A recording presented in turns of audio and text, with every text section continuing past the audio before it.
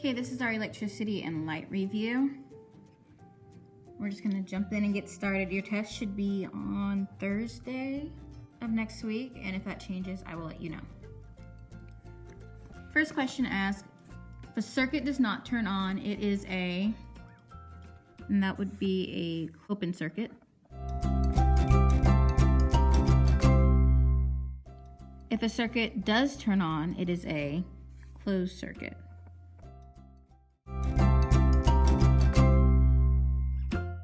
What 3 items must every circuit have? Every circuit needs a battery or a power source. It needs something to power or a receptor. And it needs to have connectors. For a power source, we often use a battery. For a receptor, we often use a light bulb or a bell. And for connectors, we often use wires. Our first one says, look at the circuit below. Where should the second wire be connected in order to complete the circuit? Well, I know that a circuit looks like a circle. If the energy flows from the negative to the positive, it's going to start here. It's going to go through this wire to our light bulb. Something has to connect to the other side of that light bulb and flow back around to the other side of this battery for it to be a complete circuit or a closed circuit. So the wire has to connect from D to A or from A to D, whichever way you want to put it.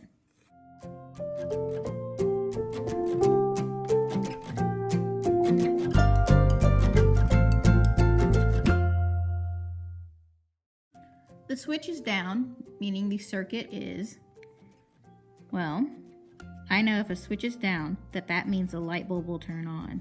So this must be a closed circuit.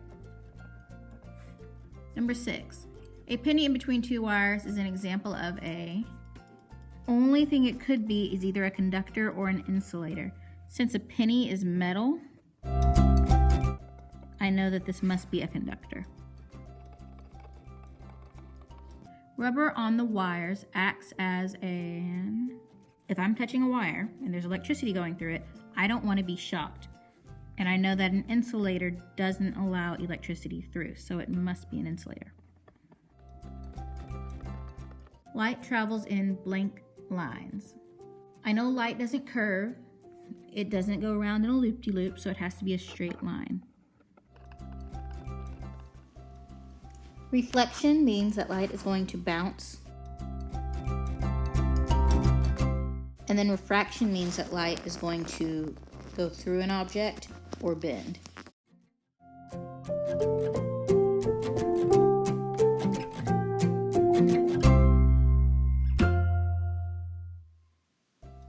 The diagram shows a fish being viewed from above the water. The fish appears to be closer to the surface than it really is.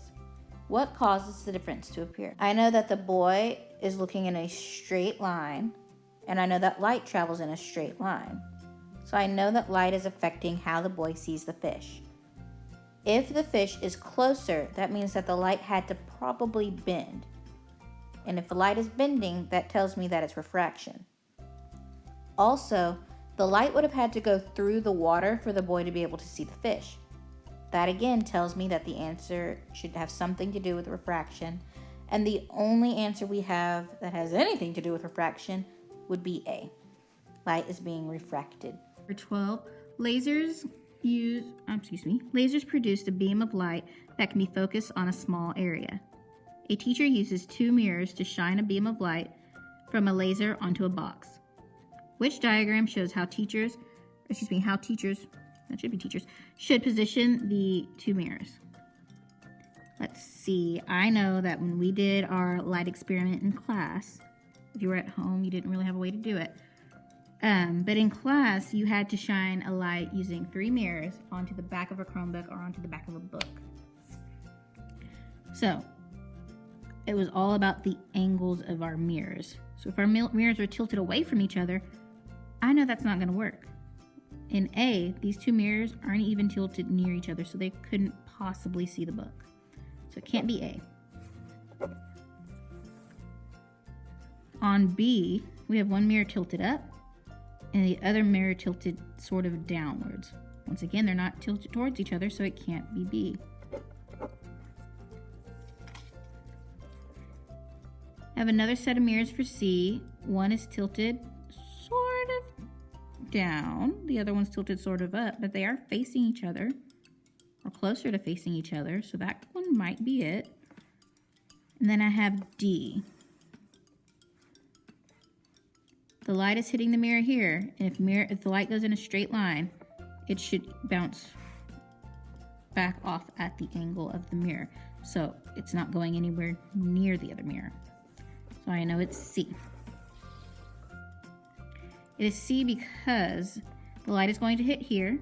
It's going to bounce off at an angle, hit our mirror, and it should bounce off at another angle and hit our box. Last thing I want to talk about are series and parallel circuits. So I'm just going to draw myself a quick little chart.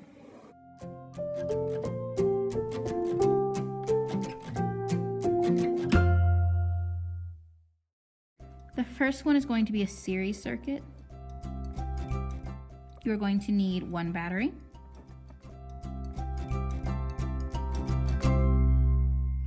you're going to need at least 2 light bulbs. You can do as many as you want as long as it fits in your area.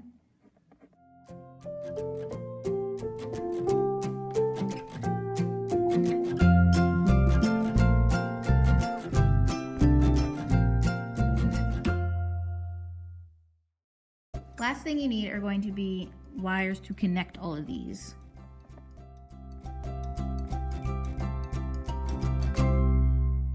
This is a series circuit. The important thing to remember about a series circuit is that if you cut the wire anywhere in the circuit, it is going to cause all of the light bulbs to go out.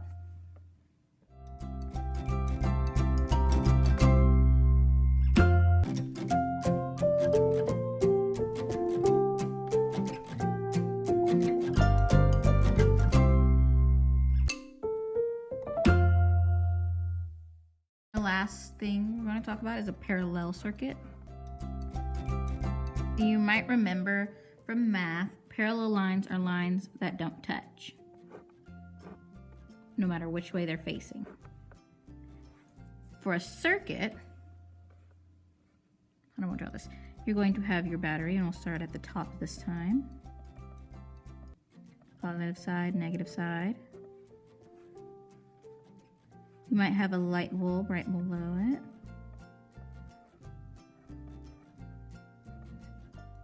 And you're going to connect to that light bulb.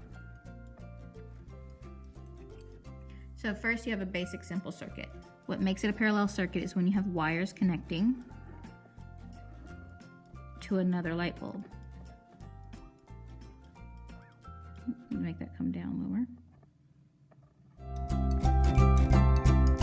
You can have multiple other mini circuits connected to this parallel circuit. All that makes it a parallel circuit, whether it's to the side, straight up and down like the one we've drawn, is that you have a light bulb at one circuit connected to another circuit, connected to another circuit. If you cut the wire, let's say we cut our wire here, all that means is that one light bulb will go out.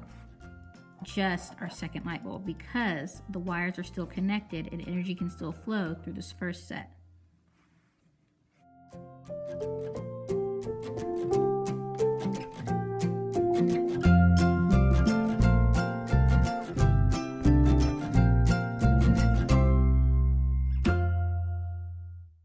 Once again, if we cut the wire here, this light bulb is still going to shine. This one, however, will not work. Okay guys, when you're done with your review, make sure you complete the rest of the assignments in your review agenda.